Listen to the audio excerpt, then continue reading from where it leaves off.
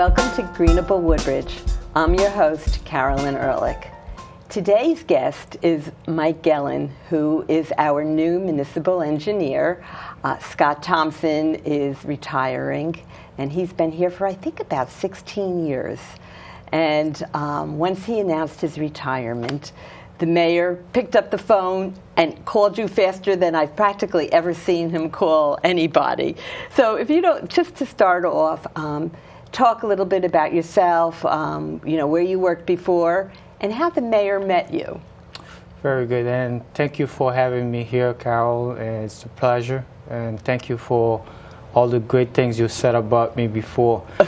My name is Michael Gelin, and as you can see, I have a little accent. I was born and raised in Haiti. I came here when I was about 16, went to high school in Newark. After my graduation in high school, I went to NJIT, and here I am. I always wanted to be a civil engineer. And you asked me, how did the mayor meet me? Yes, I love that story. That is very, very interesting how he met me, because after Cindy and Irene, our neighborhood had some concerns about our houses, and we had a community meeting right here in Town Hall, and it was a pleasure. I met him before. I always thought he was doing a fantastic job in the town, and I always wanted to meet him, and that was the great pleasure to meet him after work. Hearing what he had to say, I said, wow, what a regular guy. Although being a mayor in a small town, the way he treats people, and I said, I have to congratulate him. And the next day, the day after, I sent him a nice email saying, Mayor, I truly appreciate the way you treated us, and I hope you continue the same way. He did like it. He did. He was so impressed with you. So you have a home in Colonia. I do. In an area that gets impacted by storms. And you were here for a town meeting to discuss that, as you said. And the mayor afterwards came back. The next day in the office, he said to me, I met this most phenomenal guy, and he is the deputy engineer in Newark, and he lives right here in Colonia. He was so excited. He held on to your email. He held on to your phone number, and we're just so happy to have you on board. And it just came from the fact that you were being local and you were being concerned. So, and then what makes this story even better is, everybody knows that among the many things that I care about with this town is the sustainability and being green.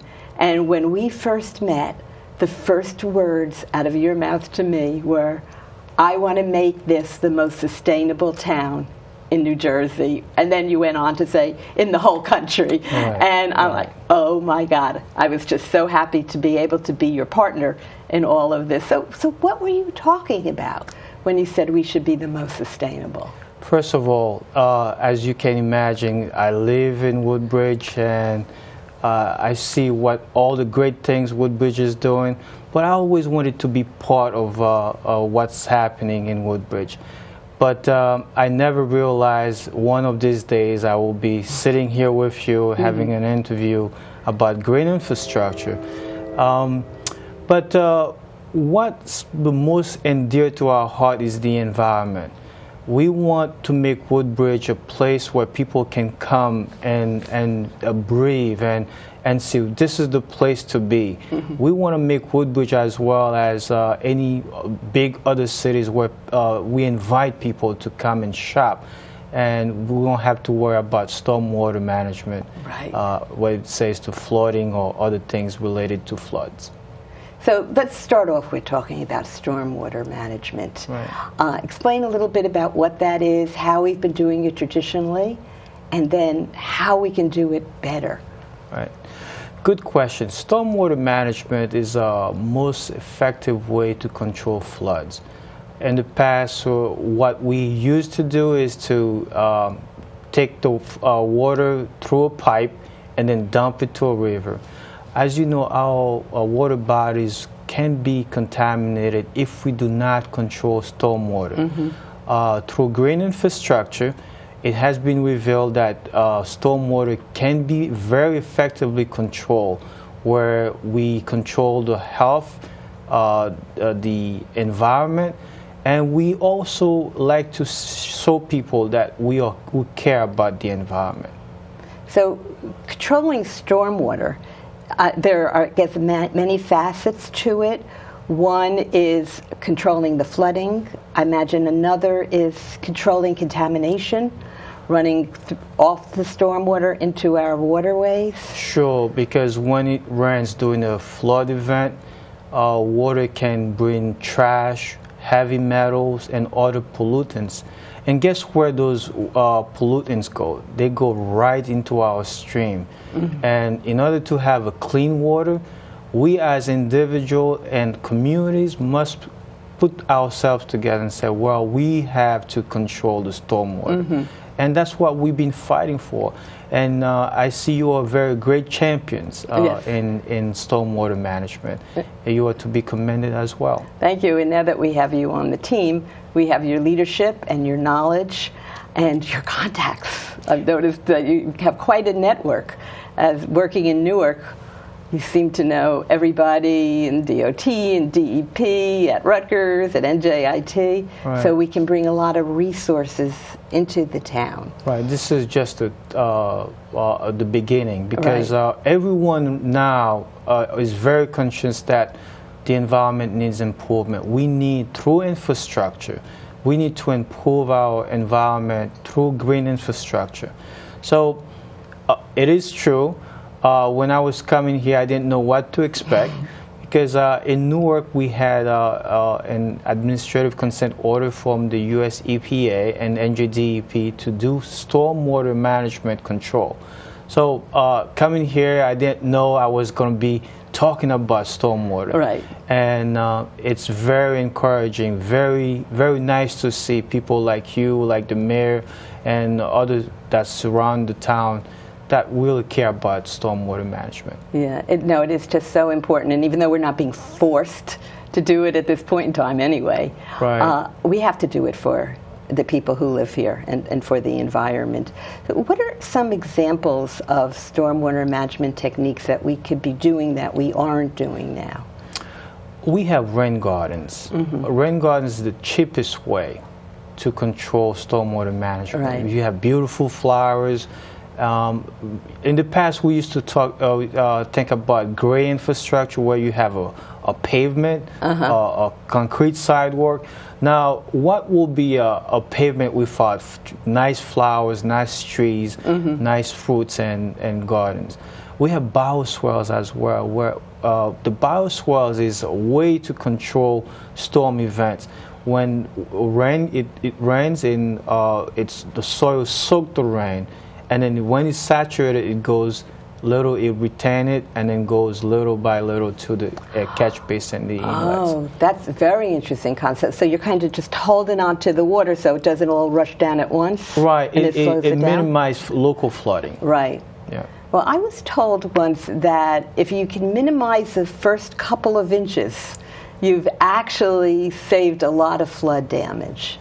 It has been proven that bioswales, rain gardens, and even porous pavement mm-hmm. Helped to control storm. And we as a community, as staff in Woodbridge, we very care about controlling the storm events, because right. As you know, some of our communities have been impacted by Irene or others by Sandy. Right. So going forward, I think you and I is going to have to make a great team to put Woodbridge, the most greenable town right. in New Jersey. In fact, why not in the U.S.? Exactly. Right. We have a couple of big towns to beat, though. Right. Philadelphia is pretty far ahead of us, but they're great to model after. Sure, that's true. And to learn from. Why not learning from them? Yep. Yeah. Yep. So you mentioned a porous sidewalk or parking lots. I don't know if everybody, and it took me a while to understand the difference between a pervious and an impervious surface. Right. If you could explain that. Sure. A pervious is a way where if you have a parking lot and then when it rains, the water does not have a way to go. Mm-hmm. So it goes to the catch basin, mm-hmm. to the storm. when the capacity is filled to the capacity, it cannot go anywhere. That's where it floods the street, floods your home, floods the businesses. But once you have impervious where people can actually see green, the green actually soak the water, has enough capacity, and then after that it can release the little bit that it cannot take anymore. So it's a win-win situation to have green in a township. And what does that do to the streetscape when you do that? It's embellished the vision. You really want to see a way that people can see green. Everywhere you go, if you can mix a green and gray, then things will be fantastic. You don't want to go green all the time, but if you can see the combination. In the past, we used to think about gray only. Now we got to go out of the box, think out of the box, think green and gray. Gray means that you do sidewalk. If you do a 5 square foot of sidewalk, why not put 5 square foot of green? Oh, that's an interesting way to move forward. As you mentioned, a great town like Philadelphia, Syracuse are doing it, and we ought to model toward these towns, and they ought to be commended. They really are. And one of the things that they do is that they encourage developers to use green infrastructure and to make sure that they're managing the stormwater properly. And one of the things that you're doing is actually coming in and meeting with developers before they even go to the planning board to make sure that they're using some of these techniques. So what are you looking for when you talk to a developer?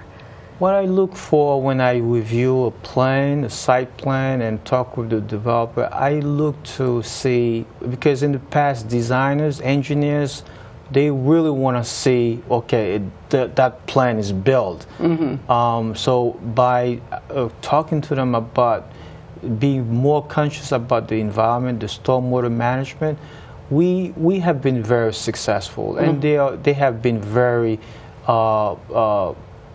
not reluctant, but very cooperative to talk to us and apply green infrastructure. So far, so good in Woodbridge. Yes. Yeah. So, we've had a checklist that we give the developers. Are you doing this? Are you doing that? And I'm looking forward to having you review that, to update it, because it's been a while. But most of our developers are conscious of it, but most of them tend to do only what they have to do.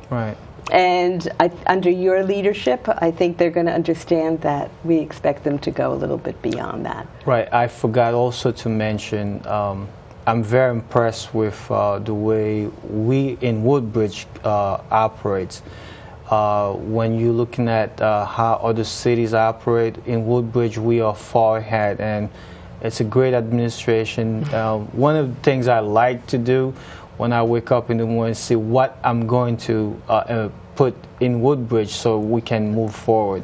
So I like what I'm doing, and with the great staff surrounding me, I think we can accomplish great things. We really can, and I'm looking forward to it. Yes, indeed. So another thing, and then we'll come back to all this, but I want to talk about it, is you came to me and you said, I want to have bike paths throughout the whole entire town.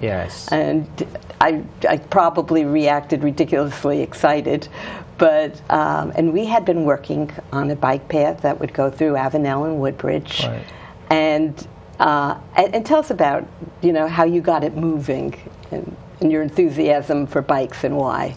I must say, I didn't know we had started it, but that was one of the things I said, what can I bring to Woodbridge that Woodbridge does not have already? And I started talking, because back in Newark, we started a bike plan, and it's been very successful. So when I talked to you about the bike plan, you said, yeah, we have that already. I remember that was my first day in office. And when you brought the plans, and I said, well, I know these guys. That's what they did for me back in Newark, which is Sam Schwartz Engineering. Now we have an advanced bike plan design ready for construction. We will soon get approval from NJDOT. And what will be a great town without bike plan? Without people biking their own town. So we want to, although we are very conscious about people driving, but also we have to think about our bike people. Right. Yeah. Which make it a greenable way to connect parks to parks. Exactly. Right. And places to places. Indeed, yeah. We have to show ourselves that we have great places in the town. Right. And connectivity.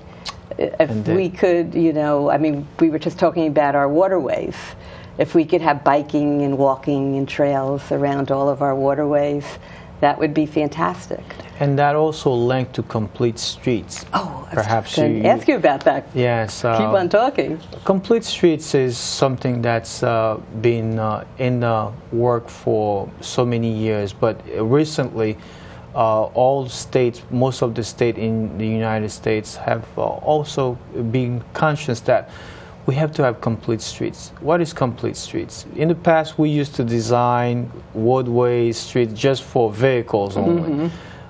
We realize now we have to have pedestrian involved. Pedestrian, when they come, they have to sense that they belong there. We have bicycle, motorists, a mom with a little child can also cross the street. We have a lot of techniques that we can apply for complete streets, and Woodbridge will be also the leader in complete streets. So which is tough. Yes, indeed, but we can agree there. Right. We can get there. Because I mean, we were mostly built up in the 1950s, and it was all. You're right. It was just all about the cars. So it's one thing if you're building something new, but now you have to kind of change it all, and make it complete. And put that in the planning. So my wish is people that motorists that can accommodate people of all kinds, handicap, people who have a sense of they want to belong there. Right. Not just vehicles only, not just speeding. We have to care about our pedestrian safety. Right. And having pedestrians and people on bicycles, it's not just about the environment. I mean, it's great for people's health to get them out of the car and moving. True. And it also improves businesses. You can imagine people shop around, they don't have to worry about are they going to get hit by a car. Right. And I've seen a lot of great towns, and we look forward to it, where we have events where people can really actually own the streets. Right. Yes. So it's like I've seen a little clip of, you know, a person driving down in a car and looking out the window, and zoom, you go right past everything. You don't see anything because you're moving so quickly. But when you're walking, then you really do get to see your downtowns. You get to see your parks and what's going on. Right. And we have to beautify the walk. Yes. Beautification is part of complete streets as well. You invite people, not only people in our town, but visitors all over the place. Come to Woodbridge. See what we have, a sense of civic pride. Yes. We have so many places that people can see. Through complete street, I think we can achieve that. That is great. Yeah. And we're working on a complete street plan as we speak. Yes, and I know you are the leader. Yeah, I actually volunteered to kind of spearhead of working with you and writing the complete street. And the bike plan that we have is only for that one path with Avenel and Woodbridge, but we're a much, much bigger town. Right. And we have to work with engineering, the police department, and get it throughout the whole township. So I know this is all so exciting that I want to jump back a little bit to the green infrastructure, because I know you have so many ideas of what we could be doing there, and I would love to hear some of the projects that you're going to bring forward. Right. We want to invest more in green infrastructure. In my conversation with you, and the administration is very amenable to it. we want to spend our time and effort to green Woodbridge. Not that Woodbridge been winning the most sustainable town in New Jersey for how long now? More than like 7 years, I think. 7 Yeah. years. And we want to have another 7 years of being the leader. Right. So in the next coming months, you and I will have to sit together and then go over where and how we can apply green infrastructure in our great town, Woodbridge, including all the 10 towns that we have. The mayor already said that we could put some money in the capital budget. Right. So I'm very much looking forward to doing that. Right. We just mentioned, aside from the rain gardens, one other project you might want to put in there. I would like to see everywhere we go, we can see a nice bioswales where you have trees and then some very nice flowers, and we can ask the businesses and residents alike to maintain, like supported by someone. They adopt that bioswales. Interesting. Living concept. plants in Woodbridge. Right. Right. And then some of our flooding areas, where the stream is around Chain Hill Roads in Merrill Park. Yes. The stream is eroding. If there's some natural green infrastructure that we could do there. True. And you and I talked about it. We really want to improve Channel Hills Road. Right. The natural stream that we had for so many years. We don't want to let it go. We want to revamp this natural stream. And I green don't think infrastructure. people don't realize that you can do that without concrete, without pavement. You don't have to dam it. You could just use techniques. You can make, what is that? You make logs out of natural components and use that. Yes. So there are lots of really, really good things that we can do. And the good part, we don't have to spend more time in designing green infrastructure. We already have all the equipment available to us. And it's exciting, very exciting. We'll look forward to see green infrastructure all over town. All over town. And we have Rutgers coming up. Rutgers did what was that inventory they did for us? The pervious surface inventory. They did some pervious surface inventory. They showed us where we can have applied green infrastructure. I think with funding, we can achieve that. Right. Yeah. And then we look forward to working with them as well. Yes. Thanks for mentioning because they are very valuable. Right. And they actually have already put together a plan of exact locations and projects that we could do throughout the township. I know one of the places they mentioned was Evergreen. Yes, and they mentioned Colonial Middle School as well. Right. The rendering looks fantastic. Yes. Right. And then, of course, we've been working down at the Blue Acres area with Rutgers, where they have the whole plan. And all those Blue Acres area that houses been knocked down, we look forward having nice infrastructure where you have trees, rain gardens, people can see that how the environment can make a difference in their communities. And I want to finish up with one last thing about stormwater management. Right. Because there are things, the engineers and people in town hall don't have to fix all of the stormwater problems and the pollution that comes from stormwater. There are simple things that our residents could do, like when they're changing the oil in the car in their driveway. What should they be doing and not doing? Good point. Don't drop it in the catch basin. Because don't drop it in your parking lot, because that will contribute to the pollution of our water. How about washing the car? Minimize your washing the car in your driveway. Little things you can do in your community will improve the quality of water that we are drinking. Right. Yeah. And another thing a resident can do is have the water in their downspout go into rain barrels instead of down into the hole. That will contribute much more to if you don't because it will come back and haunt us. Right. So we want to be very conscious about stormwater, the impact it can have in the environment. Right. Through public education, we look forward educating Woodbridge residents about stormwater management, how they can prevent much flooding Right. in their area. Right, and keep our streams clean. Yes. Both at the same time. Yes, and because even it's the picking same up the effect. trash is very important. Right. Make your let your street, the street you live in, keep it clean.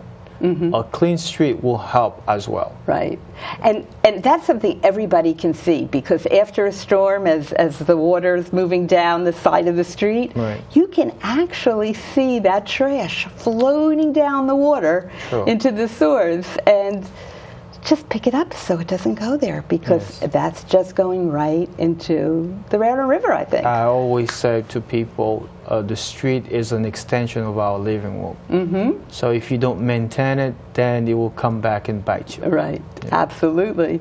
Well, we're out of time, but what I want to do as we make all of your ideas actually come into being, we're going to do another TV show and show people what a bioswale looks like, and what look the forward to rain it. garden looks like in the Blue Acres area, and really bring it to life. And you know, as we were watching this, if anybody wants to volunteer to help us build these things, it would be great to have a little volunteer army in the town. And building these also, with us. we mentioned there will be during Earth Day, we'll do some planting as well. Yes, Look lots of forward trees. to it. Yes. Great. We have trees to give away, so come to the Earth Day Fair at the Community Center, and we'll be giving away some trees for people to plant. We look forward to meeting some residents as well. Yeah. Thank you, Mike. It Thank has you been for a pleasure, having me. and I'm really looking forward to working with you. Pleasure. Thank you. Thank you for watching Greenable Woodbridge and being part of the change and part of the excitement.